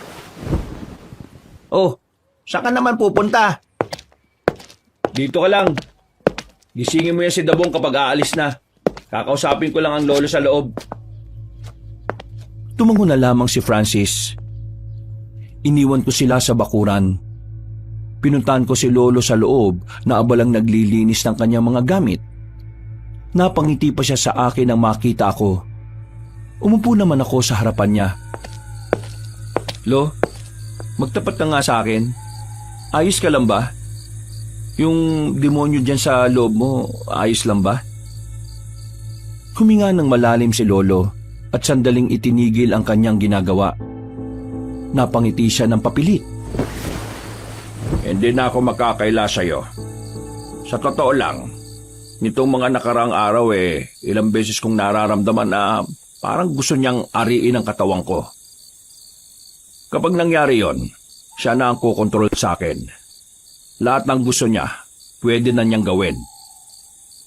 Tingin ko kaya nangyayari to dahil tumatanda na rin ako. Humihina na ang katawan ko para pigilan ang paglabas niya. Wala ba talagang ibang paraan para makaalis siya sa katawan mo? Ang taging paraan lang para iwan niya ako, kailangan niyang makakita ng mas malakas na katawan. Ibig sabihin, kaya nandito pa rin siya sa akin dahil ako lang ang malakas na pwedeng makatagal sa kanya. Ano po bang mangyayari niyan kapag napagharian niya ang katawan niyo? Ang mangyayari, mahihirapan tayong talunin ng mga aswang. Kahit hindi pa nila nakikita ang itim na itlog, mas makakalamang sila sa atin. Ang kinatatakot ko, paano kung wala na ako sa sarili at nakita nila ang itim na itlog? Paano nyo tatalunin si Sicario? Huwag ka naman magsalita ng ganyan, Lo. Sa kakaisip mo ng negatibo, mas lalong lalakas ang demonyong nasa katawan mo Kung sa bagay, tama ka nga naman. Kailangan maging positibo lang ako lalo na sa mga ganitong pagkakataon. Hindi ka naman nag-iisa sa laban, Lo. Kasama mo naman kami. Si Francis nga na walang insa-insayo, sasama mamaya Pag namatay yun, bahala kayo sa burol nun Grabe ka naman sa kaibigan mo. Ikaw nag-iisip ng negatibo Paano? Matatakutin yung taong yun. Antok nga, hirap na hirap siyang labanan Yung mga aswang pa kaya. Nagtawanan na lang kaming dalawa ni Lolo. Makalipas ang ilang oras, tuluyan na nga sumapit ang kinagabihan. Napuno ang bakuran namin ng mga manunugis. Bago kami umalis, sandali silang kinausap ni Lolo. Mga kasama, ang ating pupuntahan ngayong gabi ay isa lamang sa lungga ng mga aswang. Kaya naman, hindi tayo maaaring maubos o mamatay kagad. Mahaba-haba pang lalakbayin ang ating pakikipaglaban. Hindi pa natin nakakaharap si Sicario. Kaya ang gusto ko lang, maging alerto, maging focus tayo sa ginagawa natin. Seryosohin natin to. Alam niyo naman kung gaano katuso ang mga aswang. Basta ang tatandaan niyo lang, kahit na anong mangyari, ay kailangan natin maging matatag at matapang. Gagawin natin to para sa ating mga pamilya, para sa ating baryo at para sa ating kapayapaan. Nagpalakpakan ng malakas ang mga manunugis. Pre, ikaw na bahala sa akin mamaya Dapat nga huwag ka nang sumama Sasayangin mo lang ang buhay mo dito. Ikaw naman, kung makapagsalita naman to, parang mamamatay ako kagad. Sinasabi ko lang na delikado ang papasukin mo. Hindi kita mababantayan doon. Alam nga naman na ikaw lang intindihin ko. Hindi naman ako nakagalaw na maayos. Wag mo na pala akong intindihin. Ako nang bahala sa sarili ko. Kayang-kaya ko yan. Bahala ka. Oo nga, kayang-kaya niya yan. Ano ka ba? Dapat may tiwala ka sa kanya. Saka pa. Bago kami umalis ng baryo, nagsagawa pa ng padasal ang ilan sa mga kalugar namin. Alam kasi nilang lahat kung saan ang tungo namin. Nung gabi ring yun, Pre, malayo ba pupuntahan natin? ewan ko, hindi ko alam. Basta, sumunod ka na lang. Alfred, anong gagawin mo mamaya kay Rosal kapag nakita mo siya? Ngayong dala-dala ko na tong katana ko, Ihiwain ko katawan niya sa dalawa. Ingat ka, Alfred, ha? Magaling man din lang ang mga babaeng aswang. Alam ko, natuto na ako sa ginawa niya nung una. Natigil ang aming pag-uusap nang sumenyas na si Lolo Dencio. Marahan kaming umupo lahat. Sa mga sandaling yun, naramdaman na namin ang presensya ng mga aswang. Pero nanatili kaming tahimik sa kinalalagyan namin. Nakatingin lang kami sa magiging senyas ni Lolo. Hindi nagtagal ay nakita na rin namin ang grupo ng mga aswang na may mga dalang malalaking lampara. Kitang-kita namin na may bitbit silang mga tao na wala ng malay. Tumutulo pa ang dugo habang binubuhat nila ang mga yon. Tao yun? Huwag kang maingay. Tinakpan ko ang bibig ni Francis. Napatigil ang mga aswang nang marinig nila ang kaluskos na nalikha namin. Dahil dito, walang choice si Lolo kundi ang sumenyas na ng pag-atake. Sabay-sabay kaming lumabas. Hindi ko na hinintay pang makalapit ang mga aswang. Tumakbo na ako patungo sa kanila. Gamit ang mga katana, pinag-aataw ko ng taga ang mga yon. Sinabayan din naman ako ni Dabong. Nasa 20 aswang ang mga yon, pero hindi sila tumagal ng 3 minuto sa amin. Mababang uri ng aswang lang ito. Sila mga nautusan na kumuha ng makakain. Pero huwag tayo maging kampante dahil mas marami pang aswang na makakasalubong natin sa daan. Napatingin ako kay Francis. Nakatayo lang siya sa gilid. Hindi makapagsalita. Kung maliwanag nga lang sa kinilalagyan namin, baka nakita na namin ang namumutla niyang mukha. Francis, nakita mo naman siguro ang ginawa namin kanina. Ngayong merong oras para umatras, ipapatid kita sa mga tao ko kung ayaw mo nang tumuloy. Oh, hindi. Sasama pa rin ako. Nagulat lang naman ako eh. Pero mamaya, makakasabay na ako sa inyo. Sigurado ka ba? Oo, sigurado ko. Humanga ako ng bagya sa kaibigan ko ng mga oras na yon. Nakikita ko sa kanya kung papaano niya naisin na makatulong sa pagprotekta ng kapayapaan ng baryo. Umiiling na lang ako. Hindi ko kasi inakala na ganun siya katapang. Noong mga bata pa lang kasi kami, kagat lang ng langgam, ay umiiyak na siya. Muli kaming nagpatuloy sa paglalakad. Bandang 9:00 na nang may matanaw na kaming mga aswang. Nakatitig sila sa harapan ng punong akasya. Palagay namin noon, galing sila sa mahabang paglalakbay at nagpapahinga lamang sila sandali. Mag-ingat ang lahat. Hindi na mababang uri ang mga aswang na yan. Elo, anong uri ng mga aswang na ba yan? Mga aswang na asbo. Mga aswang na apdo? Asbo, hindi apdo. Abdo ang putik.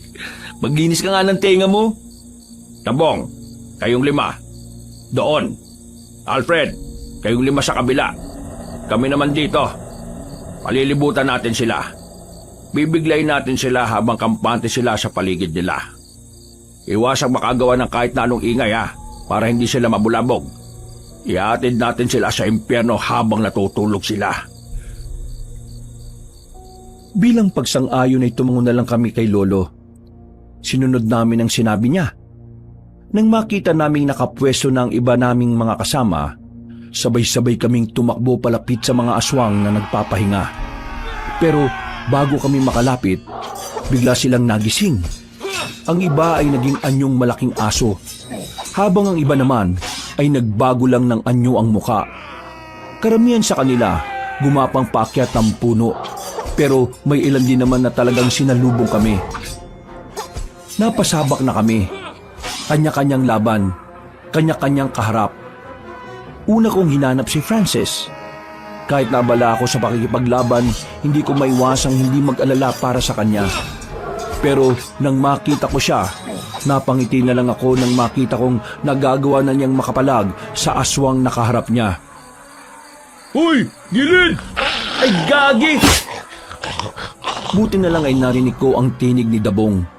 Kung hindi ay baka tinamaan na ako ng sakmal ng isang malaking itim na asong aswang. Tinaga ko yon at tinamaan naman sa katawan. Salamat, Dabong ha! Anong salamat? May bayad yan! Ay, buwisit! Sinuyot ko pa ng tingin ang buong paligid. Nakita kong nakalalamang kami sa laban. Pero may ilang aswang na rin ang nasa itaas ng mga puno. Hindi bumababa ang mga yon. Bala ko na lang sanang patamaan ng bato yon, pero nanlaki ang mga mata ko sa ginawa ni Lolo. Nakita ko mismo kung gaano kataas ang ginawa niyang paglundag. Naabot niya ang aswang. Hinila niya pababa. Ganon din ang ginawa niya sa iba. Walang kahirap-hirap niyang pinagpapapaslang ang mga yon gamit ang mataas niyang talon. Lo, paano mo nagawa yun? Isa lamang yan sa mga abilidad na meron ng kapangyarihan ko. Mas marami ka pang makikita sa mga susunod na senaryo, Apo. Lalo kong ginanahan ng mga puntong yon, Kabanong. Parang nasabik akong makita kung papaano ba talaga lumaban si Lolo. Ilang sandali lang, tuluyan na rin naman namin natalo ang mga aswang. Pero may ilan sa kanila ang nagawang makatakas. Kagaya ng ginawa namin sa una, sinunog namin ang katawan ng mga aswang na yun. Pagkatapos ay nagpatuloy na kami na parabang walang nangyari. Bandang alauna na ng madaling araw nang marating na rin namin ang lungga ng mga aswang. Yari sa kawayan ng mga kabahayan doon. Meron pa silang malaking bandila sa bungad ng kanilang lugar. Nandito na tayo. Ito na ang lugar na sinasabi ni Romana. Mas maraming malalakas na aswang sa loob. Ramdam na ramdam ko kahit na nandito pa lang tayo. Mang Densyo, yung pinuno nila, nandyan ba? Hindi ko nararamdaman ang presensya niya. Pero meron akong nararamdaman na isang presensya na talagang nakakahigit sa kanila. Si Rosal, malakas ang kutob ko na siya ang namumuno dyan. Kung ganun, siya nga siguro yung kanang kamay ni Sicario. Magsasama-sama tayo sa puntong ito. Ihanda nyo na ang mga maliliit na gaserang garapon. Sindihan at ihagi sa lugar nila. Saka tayo lulusob papasok. Inilabas na namin ang gaserang garapon na inihanda namin. Bawat isa kasi sa amin ay may 3 ganon na ibinaon. Si Francis lang ang wala kasi biglaan lang din naman ang pagsama niya sa amin. Nabulabog ang mga aswang sa ginawa namin. Sunog agad ang ilang kabahayan doon. Pero ang hindi namin inaasahan ay ang mga aswang na nanggaling sa likuran namin. Mga buwak! Anong bulwak? Mga aswang na may kakayahang magbagong anyo bilang bayawak. Yun ang mga nilalang na bigla na lang lumabas sa lupa at nilikuran kami. Ilan sa mga kasamahan namin ang nadali. Nasugatan sila pero maswerteng wala namang namatay. Mabilis namang gumapang ang mga abwak patungo sa madidilim na parte ng lugar. Narinig na lang namin ang kanilang mga angil. Mag-iingat kayo! Pumupunta sila sa ilalim ng lupa kapag nakaanyong bayawak sila! Abwak pala pre. Akala ko bulwak. Pre, mag-ingat ka! Hindi mo na kita mababantayan ha! Ano ko, bata? Sige na! Lusob na! Hindi na kami nagsayang pa ng pagkakataon. Kahit ang mga kasamahan naming sugatan ay agad na pumasok sa baryo. Sa puntong ito, nakipagsabayan na kami sa kanila. Sa kaliwang banda, nakita ko si Rosala nakatuntong sa bubungan. Hindi na ako nagdalawang isip na sundan siya. Tumakbo siya pero tumigil din na makarating na kami sa parteng maraming puno ng nyog. Wala akong nararamdamang takot sa mga sandaling yon. Malakas ang loob ko dahil daladala ko na ang katana. Ano? Nakapagilamos ka na ba na maigi? Parang amoy na amoy ko pa rin yung baho eh. Tanga ka ba? Wala namang amoy ang tayo ng baka eh. Ang tinutukoy ko ay ang baho ng hininga mo. Tama ng satsat. Pagbabayarin kita sa ginawa mo sa mukha ko. Tingnan mo oh, may bangas na ako. Ikaw ang dahilan kung bakit ang pangit na ng tingin ko sa sarili ko. Uy, di ko kasalanan kung pangit ka na sa umpisa pa lang ha. Humanda ka sa akin ngayon! Tumakbo siya ng mabilis sa akin. Kakalmutin niya sana ako pero bigla siyang nadapa sa harapan ko. Tinaga ko siya pero agad siyang nakailag. Ako naman ang lumapit sa kanya. Hinigupit ko ng malakas ang babaeng aswang. Lumikayo ng malakas na hangin. Nakailag pa rin siya. Ang natamaan lang ay ang mga halaman sa likuran niya. Nanlalaki ang kanyang mga mata nang maputol ang mga halaman kahit nahangin lang naman ang tumama. Maya-maya pa, naramdaman ko na lang na may kung anong init ang nagmumula sa katana. Hindi ko na sinayang ang pagkakataon. Sinundan ko lang ng sinundan si Rosal. Hanggang sa wakas, tinamaan ko na rin siya. Nanlalaki ang mga mata niya nang mapansing wala na ang kaliwang braso niya. Kahit ako, nagulat din sa nagawa ko. Hindi ko inakala na ganun pala kalakas ang sandata na gamit ko. Partida, hindi ko pa gaanong nilakasan ang paghataw. Dahil sa nangyari, tila nagkaroon na ng pag-aalinlangan si Rosal na lumapit. Naramdaman niyang hindi siya sasantuhin ng gamit kong sandata. Bigla siyang hiningal. Anong klaseng tao ka? Bakit may ganyan kang klase ng sandata? Hindi sa akin to. Hiniram ko lang to eh. Kaya pasensya ka na lang. Ako ang nakalaban mo. Kung si Dabong kaharap mo, baka nanalo ka pa eh. Pakitaan mo lang ng dede yun eh. Bibigay na yun. Hindi ako papatalo sa'yo. Kahit isa na lang ang braso niya, wala siyang pagdadalawang isip na lumusob sa akin. Pero handang-handa ko sa mga sandaling yun. Kaya nang lumapit siya, bigla kong hinataw ng malakas ang babaeng aswang. Hindi na siya nakailag pa. Tinamaan siya sa dibdib. Hindi na siya nagkaroon ng pagkakataon na makatayo. Diretso bagsak na siya sa lupa. Narinig ko na lang na umuubo na siya. Hindi nyo kakayanin ng supremong sikaryo. Hindi niya rin kakayanin ng lolo ko. Hindi ko na siya pinagsayangan pa ng oras. Agad na rin akong bumalik sa mga kasama ko. Sa puntong yon, kitang-kitang lamang na kami sa kalaban. Nakatayo na nga si Lolo sa gilid. Lo, napaslang ko na si Rosal, yung aswang na namumuno rito. Alam ko namang magagawa mo yon. Mahusay. Ano nang gagawin natin ngayon? Uubusin na lang natin ang mga natitira. Pre, nakita mo ako? Ang dami ko nang napatay na aswang, pre. Mga 2. Dami nga ah. O sige na. Tapusin na ninyo yung mga natitira para makabalik na tayo. Pre, tara na. Nagmamadali naming nilapitan ni Francis sa mga aswang. Inakyat na rin namin ang mga nasa bubong. Wala kaming pinatawad. Inubos namin ang mga yun. Kaya makalipas lang ang ilang minuto ay natapos ang laban. Wala namang namatay sa amin, pero mayroong mga nasugatan at malalalim ang mga sugat. Kaya bago kami umalis doon, inasikaso na muna namin ang aming mga kasama. Mga kasama, pinabati ko ang lahat. Mahusay kayo. Nagtagumpay tayo sa labang ito.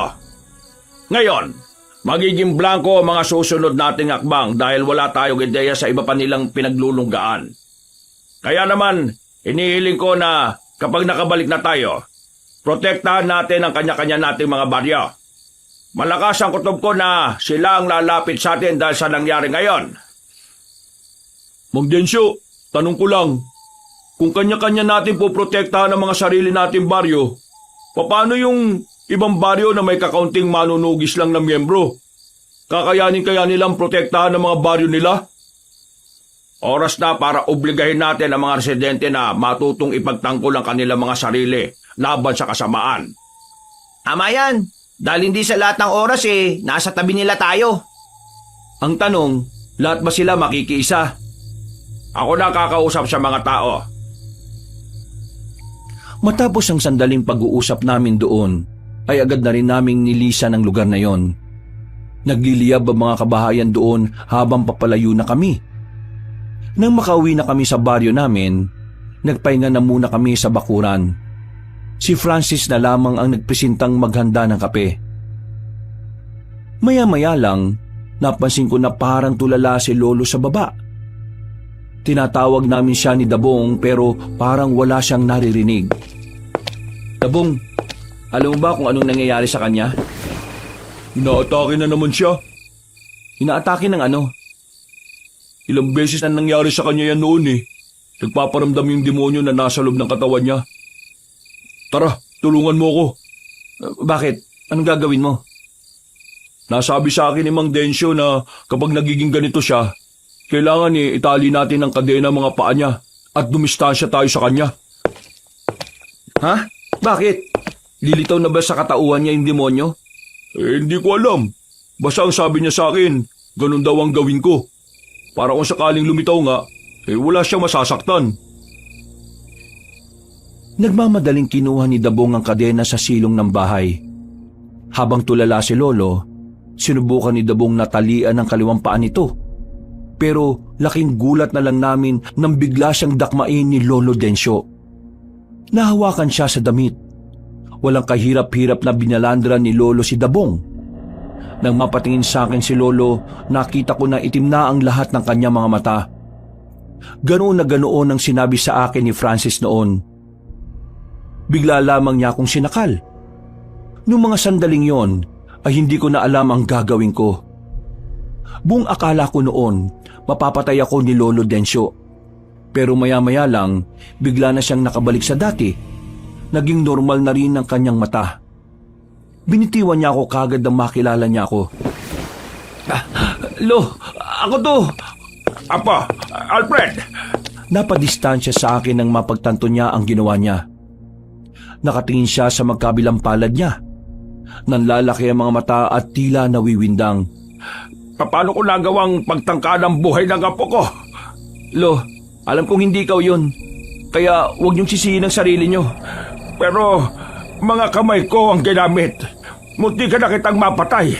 At si Dabong, ako rin ba ang gumawa dyan? Kung Densyo, ayos lang naman ako Hindi naman masakit. Marahang umatras sa amin si Lolo. Parang malapit na siyang maiyak.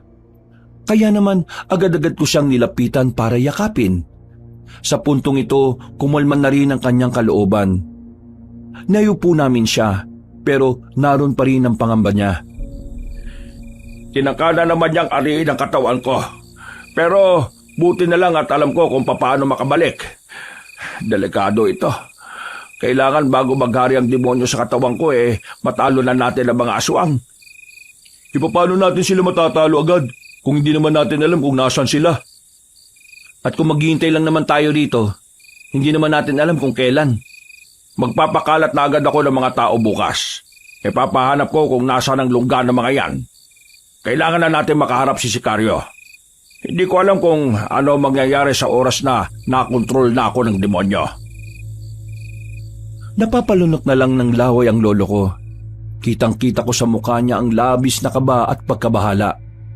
Kaya naman, noong mga sandaling yon, ay hinawakan ko ang kamay ng lolo ko.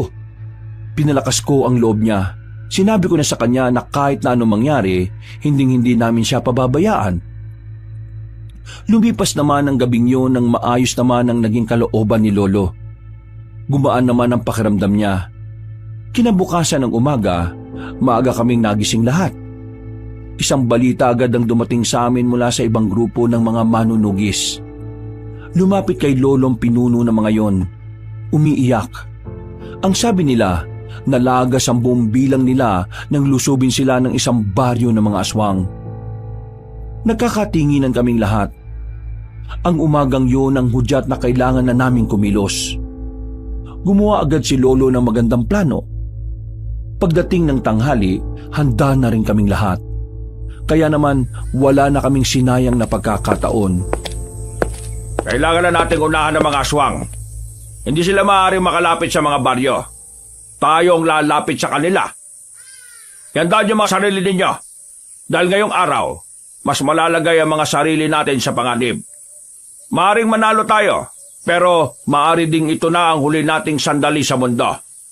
Kaya naman, ang gusto ko ay ibibigay natin ang lahat ng makakaya natin para matalo ang mga aswang. Muling nagsigawan ang mga kasamahan namin. Sa mga sigaw nila, kahit papaano ay nakahugot kami ng lakas ng loob. Agad-agad na rin kaming umalis. Halos 2 oras din ang paglalakbay namin. Nandito na tayo mga kasama. Yandaan ninyo mga sarili ninyo. Tahimik ang baryo nang dumating kami roon. Ayon kay Lolo, tila inaasahan na ng mga aswang ang pagdating namin. Maya-maya pa, isang matandang lalaki rin ang nakita naming naglalakad sa loob ng baryo. Papunta siya sa bungad kung saan naroroon kami. Nang ilang metro na lang ang layo niya sa amin, ay tumigil siya at tumingin sa amin ng may ngiti. Mukhang may panauhin pala ako ngayong hapon. Hindi ko inaasahan na palay na pala ang lumalapit sa manok. Pero kinagagala kong malaman na narito kayo. Nang sa ganon, may bibigay nyo ng madali sa akin ang itlog na itim. Sa kasamaang palad, wala sa amin ang hinahanap mo. Hindi kami narito para ibigay ang gusto mo. Narito kami para gawin ang gusto namin. At yun ay ang wakasan na ang mga binabalak ninyo. Wala sa inyong itlog? Wala namang problema. Magsisimula na lang muna ako sa tinatawag kong Plan B. At yun ay ang tapusin na ang buhay mo, Dansyo!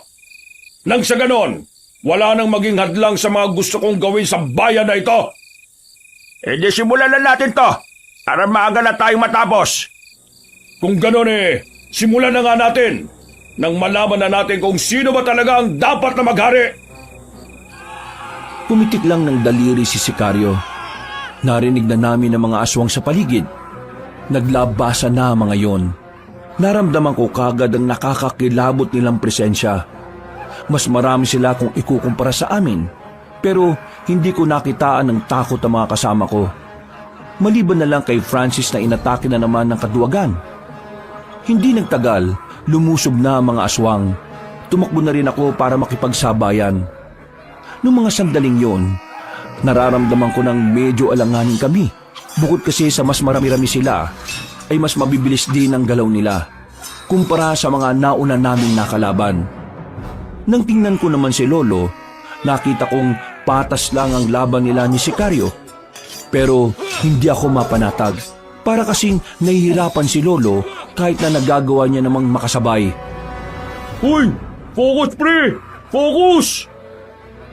Natauhan ako nang tapikin ako ni Dabong sa balikat na malakas. Hinawakan ko na maayos ang katana ko at muli akong nakipaglaban.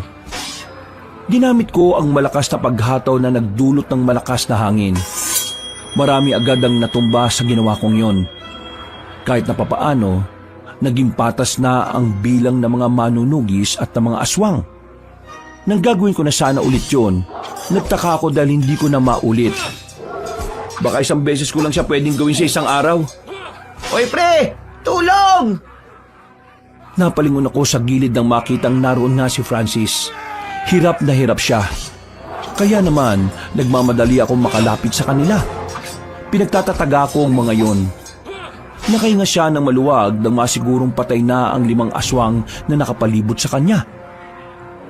Magtino ka nga. Ikaw ang unang mamamatay dito kapag hindi mo inalis sa katawan mo yung takot na yan Okay ka na kahapon Salamat.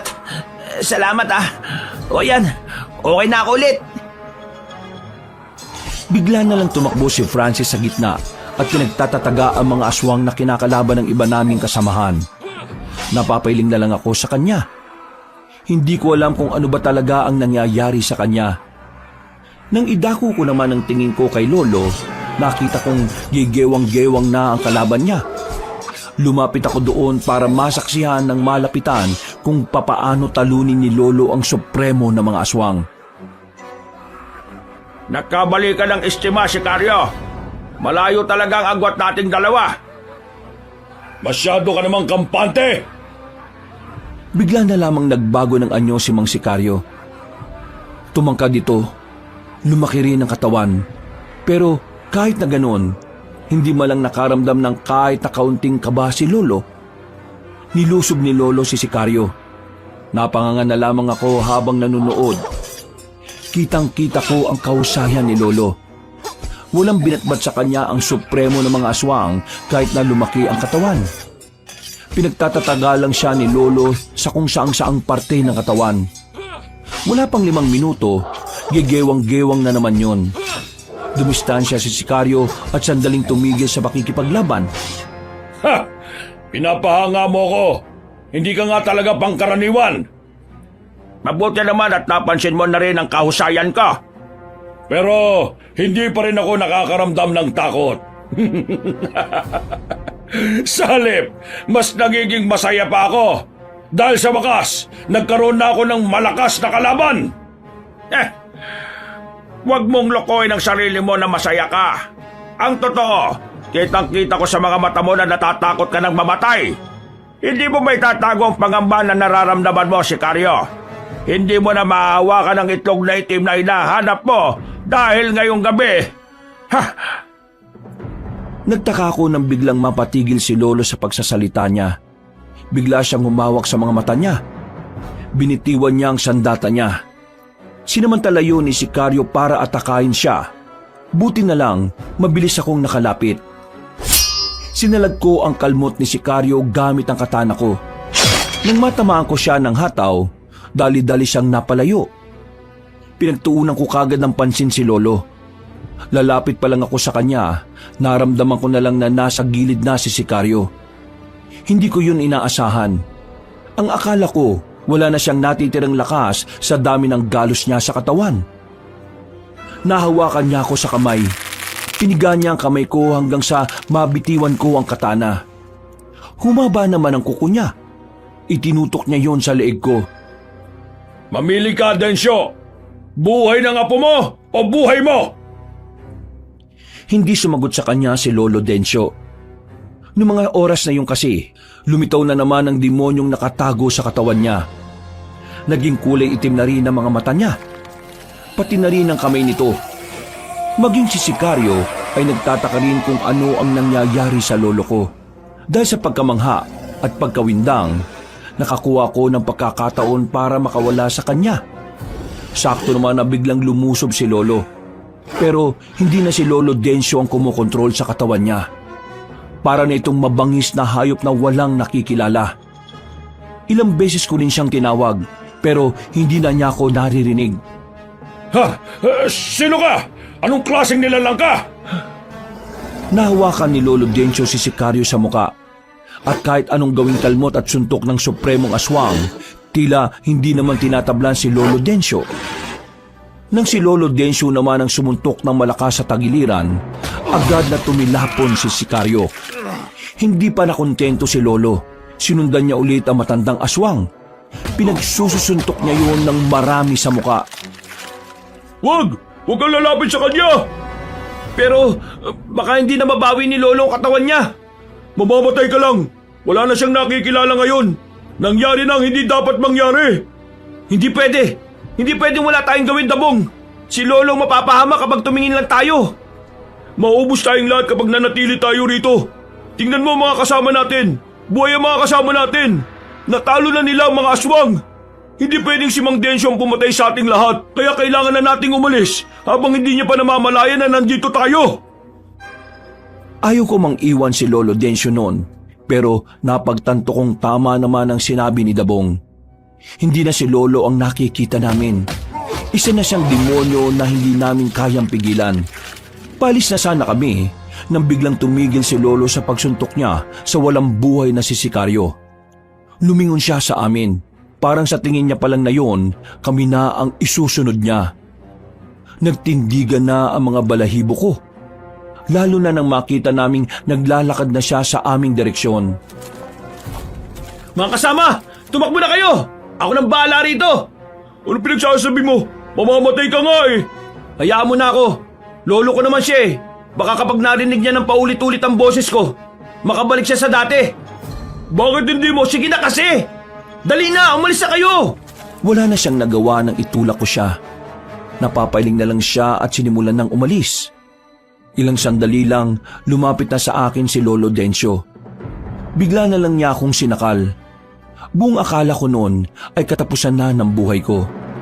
Pero nagulat na lang ako nang bigla niya akong mabitiwan. May tumara kasing palaso sa balikat ni Lolo. Nang tingnan ko ang bandang gilid, nakita ko roon ang matandang babae na pamilyar sa akin.